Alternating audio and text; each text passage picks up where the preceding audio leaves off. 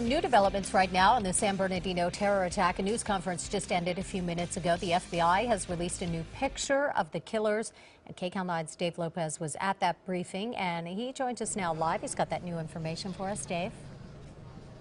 Yes, good afternoon to you. There's also a new name that was brought up, Enrique Marquez. Now, the FBI would not discuss him, but we have been able to confirm through independent sources that Marquez is now in the custody of the FBI, but that's all they would tell us. When I asked, is he considered a suspect? They wouldn't answer. Is he considered someone who perhaps helped plan? They wouldn't answer. But they did confirm at this news conference just concluded that Marquez did supply some of the weapons to Farook and that they have been longtime friends, and that Marquez did check himself into a mental hospital shortly after all of this happened. That's what they would say on that. The next thing that they said is somewhat is new is that Farook and his wife went to a range in Riverside. Now, they didn't say where. They said somewhere in Los Angeles, but we've been able to confirm that it's a place in Riverside called Riverside Magnum Shooting Range, and on Sunday and Monday, that's where they were both seen target practicing. This is what they commented about that.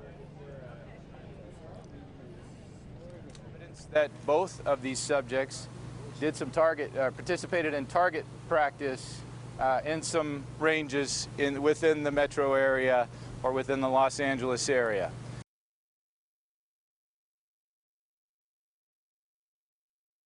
It was a range called Riverside Magnum. I asked specifically, is there any law against what they were doing there? No, obviously they were out there target practicing. Don't know what kind of weapons they were practicing, but they were both definitely there at that range on Sunday and Monday. The FBI also made it very clear that in their opinion, this was pre-planned. This was something that was set in motion. They didn't say how far back, and again, they wouldn't say if Marquez was involved in that planning.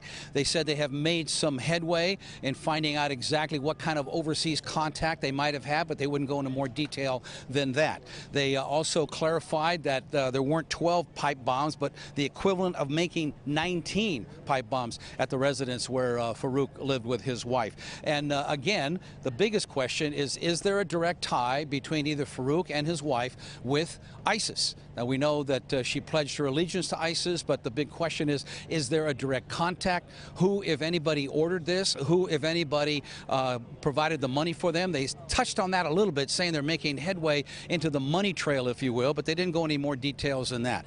Later on today, there's going to be a vigil at the Government Center beginning at 5 o'clock, a candlelight vigil. The FBI did not indicate when they will have another news conference. They are still sticking to their guns that they are making progress. They have a long way to go yet, but the big puzzle here, of course, is what role, if any, did Enrique Marquez play in this, or did he just supply the guns?